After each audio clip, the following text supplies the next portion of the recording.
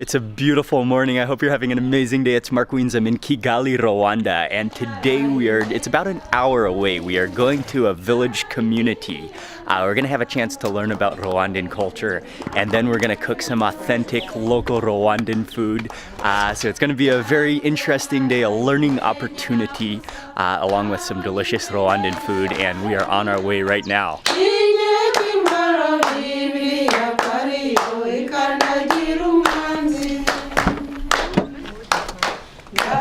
How far is the drive today? I think to reach Aziz it will take 1 hour and 20 minutes. 1 hour and 20 minutes. Okay. It's a Monday morning in Kigali, so we're experiencing a little bit of the Kigali traffic. Yeah, there's lots of motorbikes here. This is a market? We're starting to get more and more out of town, but I like there's so many people that are riding motorbikes and riding bicycles and walking along the side of the road, and then as you start to get out of town, you see the lush green hills and houses on the hills, and then you're starting to see farms. Oh, it's really spectacular scenery. They call Rwanda the land of 1,000 hills, but I think that's an underestimate. There are so many hills. It's just a blanket of hills, terraced, there's farms, there's little villages and communities.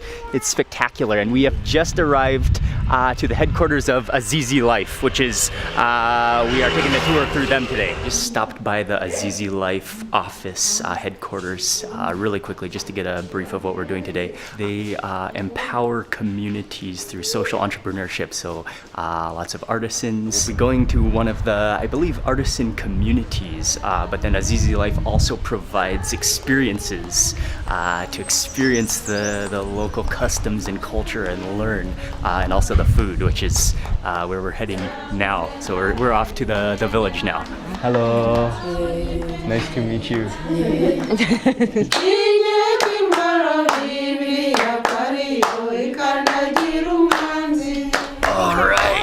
Made it. That was just about a 10-minute drive from the town, and now we are in the community. It's beautiful. We're right on the edge of a hill, or starting to go up on a hill. Oh, this is beautiful. Muraho. Yego. Muraho. Amakuru. Yeah. Thank you. Nimeza. Nimeza. Okay, Nimeza. My name is Esperata. Esperata. Nice to meet you. Nice to meet you. And how are you? Nice to meet you. Muraho. Muraho. Muraho. My name is Restuda. Hello, Micah. An extremely warm welcome. We greeted all the ladies from the community, and we're on our way into the village. Stepping into the house, it's kind of like opening into a courtyard area. Muraho. The way people dry the beans. The beans, okay. Oh, those are the peanuts. Yes. So you can see on the outside of the house, they are drying some of the beans and ground nuts, peanuts, which are very important in Rwandan cuisine. The kitchen is over here, and then but back here, this is the main house. Okay, so it's kind of like a courtyard area with the house, with the stables for the livestock, the kitchen over to one side, and we're just going to step inside the house first.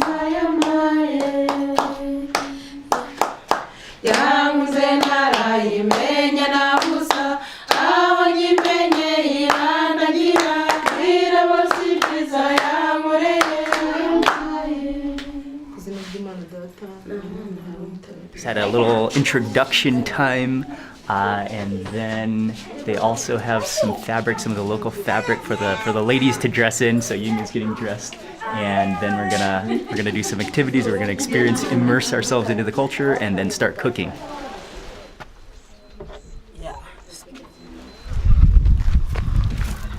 We're on our way with our jerry cans to go fetch water first. And is there any water in the running water in the house? No running water in the house, so everybody has to get their own water? Everybody has their own house. Ah, okay. Okay, and it's like that in much of rural Africa, where one of the main daily activities, tasks, is to go to fetch the water and bring it back for the cooking, for the bathing, for everything. Oh, wow, and the views are just spectacular. Sorghum. Sorghum? Yeah. Ah, okay. We walked down the hill probably for about 10 minutes, and here is the water source, the fresh water source. For the village. It comes from a borehole from this mountain, they said, but that's the fresh water supply. You see people from this entire community, from this entire hillside, getting their fresh water here. And now we're going all the way up the hill.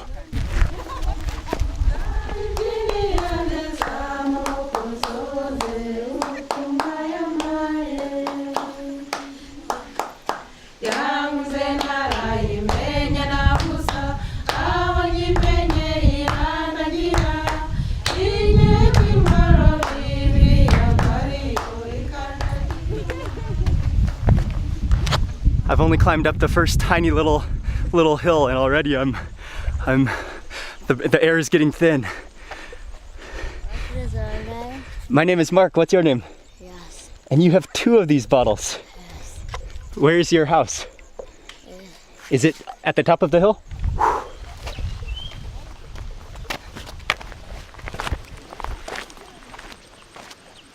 Hello. Hello.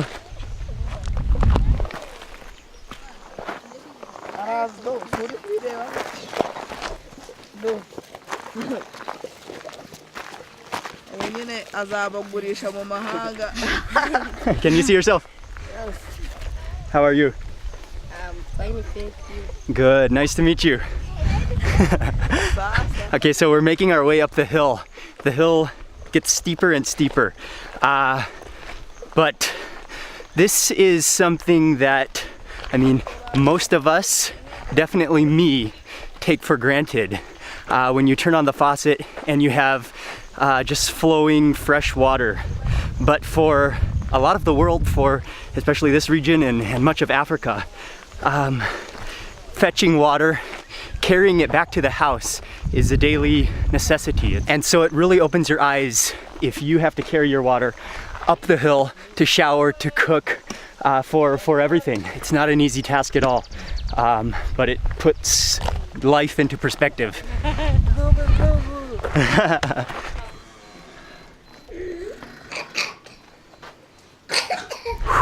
Yeah, that is a workout, and it really puts life into perspective. I mean, water is life. You need water to survive, and having a fresh, clean source of water is everything. But then another thing is having to bring it to the house rather than just turning on your faucet, and then having the privilege to just turn on your faucet and have flowing water. Hello. Hello. Hello. What is his name? Remy. Remy. Remy, nice to meet you. Nice to meet you, Remy. We're all back now and we're gonna get started cooking, but much of the ingredients, the vegetables, are grown like right outside, right within this community, within this village on the mountainside. There's some plantains, there's some cassava and sweet potato, there's a pumpkin, there's some leafy greens, and then some of the tomatoes and some of the eggplants, and then also some pork. Everyone is helping to prepare the meal now, and the first step is peeling the beans and also peeling the cassava.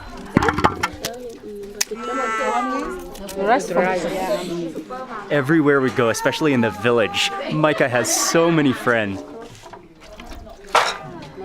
They already have pre-cooked some of the beans because they take hours to cook, but they're also going to cook some cassava, and they have a stove system that's built out of mud, but it just holds the pots perfectly so they can have a fire underneath, just flaming, usually with wood so that it flames. Along with the beans, they put in the peeled cassava. That's going to boil together, and they said it might turn a bitter taste. I've never had that combination boiled like that, and then just salt in there.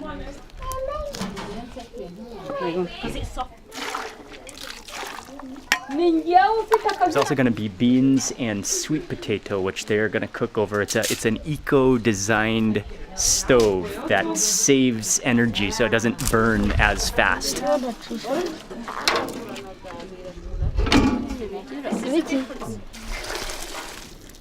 We got cassava and beans, we have sweet potato and beans, and then pumpkin and beans.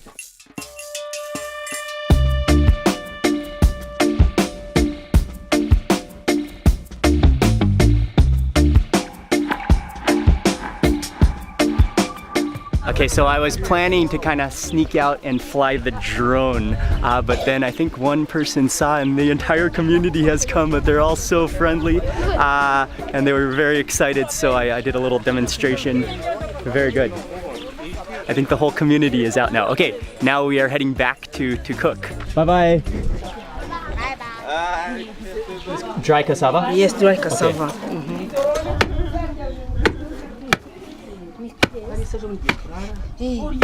Dry cassava, and gonna make a type of ugali. Now, ugali is often with cornmeal, but this will be a cassava ugali, and she's pounding it using the wooden mortar and pestle. Should do our bit. Yeah, keeps on cooking. So it continues to cook. Yes, this is one of the facilities of Azizi Life. Ah, okay. And they have something called a wonder box. It looks like a really solid foam, kind of like cone-shaped little box, and that's like an insulation device. So they put the beans in that, and then they'll continue to cook on their own using the pre-existing heat. But that's one of the things that Azizi Life introduces, more efficient means of cooking. Okay, for the plantains, they're just frying up a little bit of garlic, onions, and tomatoes. After they pounded it, then she sifted it to only get that really fine powder. Okay, and along with all of the starches and the beans and the vegetarian dishes, they're gonna make a meat dish which is called akabenz, which is it's a famous. Oh, hi, Micah. It is a famous Rwandan pork specialty. Oh, she added the aubergine. Okay, here's the pumpkin with the beans.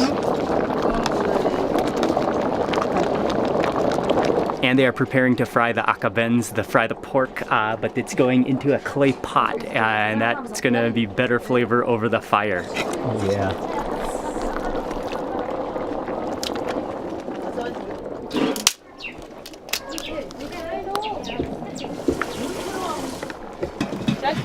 You can really smell the bean aroma and those that pumpkin. Oh yeah, getting a little smoke in the eye, but then also you can hear the pork is starting to hiss away in that clay pot. And that's gonna be really good. And they added no oil to the pork because the pork is just gonna sizzle out its own fat. I love pili.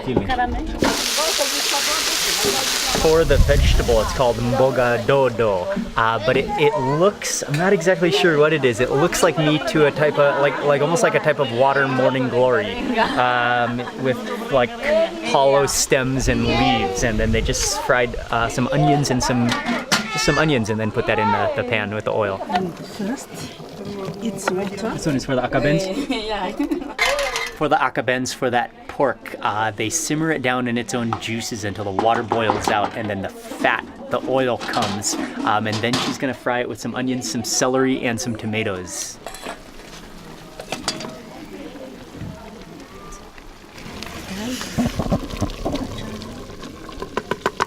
And the final step is to add in some tomato paste to the pork.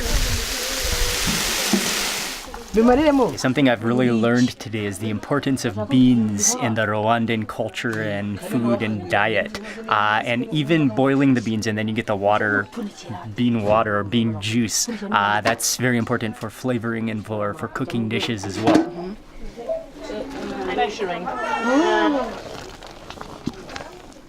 After boiling the water, then she put the cassava powder into the water, and then she's really working it, stirring it. It's a lot of work. And you can see it getting stickier and like coming together as she works it.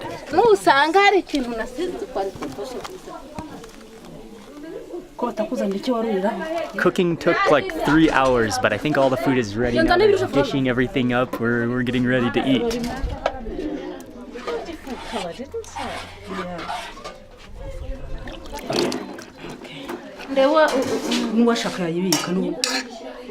It's beautiful, and the majority of all of the ingredients are from right here. We're all sitting around. There must be like 10 different dishes, but most of them have beans in them. I'm gonna try to get a little bit of everything. This one is cooked with beans as well. I'm gonna have to limit my portions of everything or you'll have a mountain of a plate very quickly. This one is beans with something. And then this one is beans with the vegetable, the dodo. Dodo. Yes. Mboga dodo. This one kind of looks just like plain beans, maybe? Beans. Oh, okay. Oh, maybe I already got that. Okay, I'll move on to the akabens. This one is the akabens, the pork beans. It's a type of white bean with aubergine. Oh yeah, there's aubergine in here. Okay.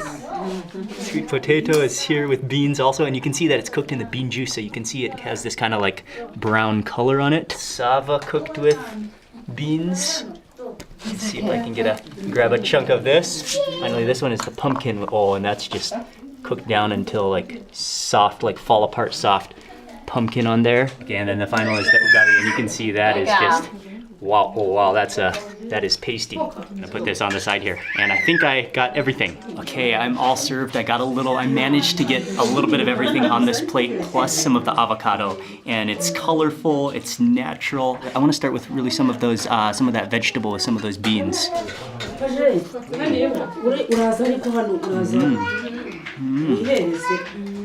Yeah, that does taste kind of like spinach, the vegetable, but then it's wrapped up within the beans. You've got the starchy beans in there. Next up, I'll try some of the ugali.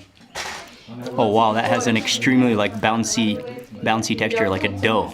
And I will pick up some of the beans with that as well. Oh, wow. Yeah. Because the cassava is like very glutinous, it's very sticky, like a dough. But yeah, there's like a glue factor to it. Next up, I gotta try some of that akabens. And this is the pork that's been stewed down with the tomato sauce, with the tomatoes and onions, and then just simmered in its own oil fat. Oh yeah. Oh, it's so tender. It's just fall apart tender. It's also worth noting that the majority, all the dishes except for this pork are vegetarian dishes. And vegetarian dishes are most common. Meat is more for a special occasion, or meat in small amounts are eaten for meals. But this is a special occasion, and it goes well with all of the beans and all of the vegetarian dishes. Now I've got to try some of that avocado. That is just calling my name. And leave the skin on so you can just kind of. Oh, the avocado is amazing. Oh, that's the pure butteriness. It even has that like pronounced avocado flavor. Oh, you can just pull that right off the skin. That's how you know it's just perfectly ripe. The skin just peels. Okay, what have I not tried yet? I gotta try some of that pumpkin. There's also some of those white beans down there with some of the aubergine. I'll mix that a little bit.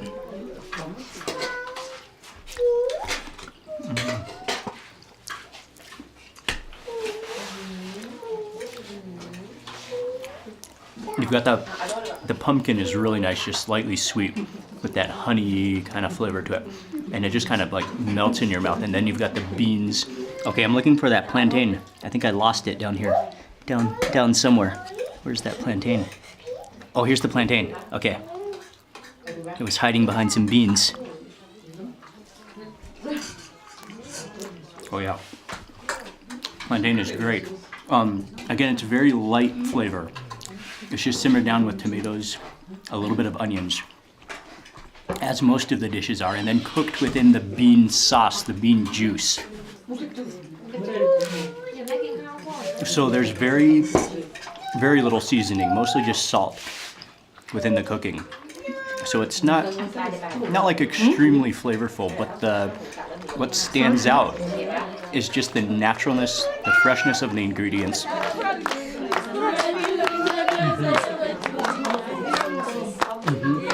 Really good. The palm nut.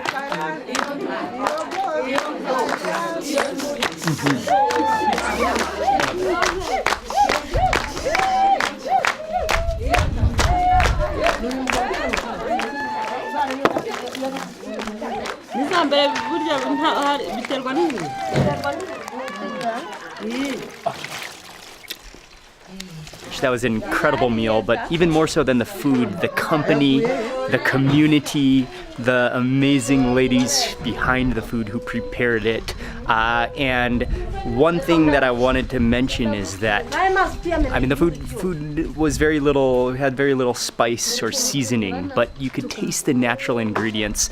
And when you're in this setting, you can start to learn about how food is produced all the way from the beginning to the end process. And you really appreciate the ingredients, just like the water, and something that we take for granted so often.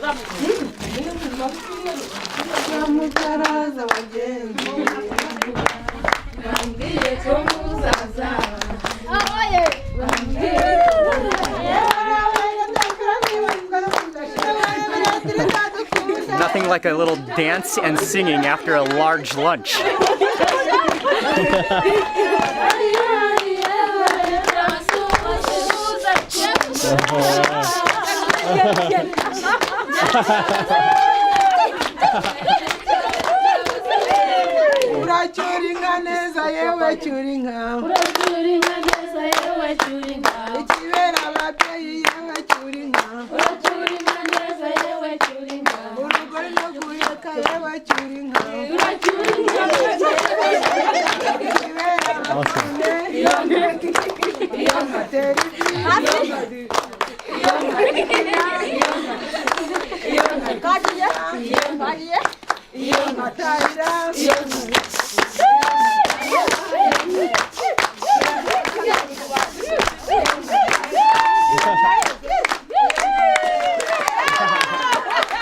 We finished with lunch. We had some amazing time of fellowship, dancing and singing after that big lunch. This was an incredible day learning about Rwandan culture, getting a first-hand glance at what it's like in the community, in a rural community, fetching the water, then cooking the food. That's just a taste of the life in this community, and it was very special to have that experience. And the food is grown right here in this community and then cooked right here, and that's really special, and that adds to the meal. I mean, that makes the meal. So I just want to say a huge thank you to Azizi Life, and I'll leave their link in the description box. I think they did an amazing job. And thank you for watching this video. Please remember to give it a thumbs up if you enjoyed it. Leave a comment below. I'd love to hear from you. And if you're not already subscribed, click subscribe now, and also click that little bell icon so that you get notified of the next video that I publish. Goodbye from the beautiful rolling hills of Rwanda. I'll see you on the next video.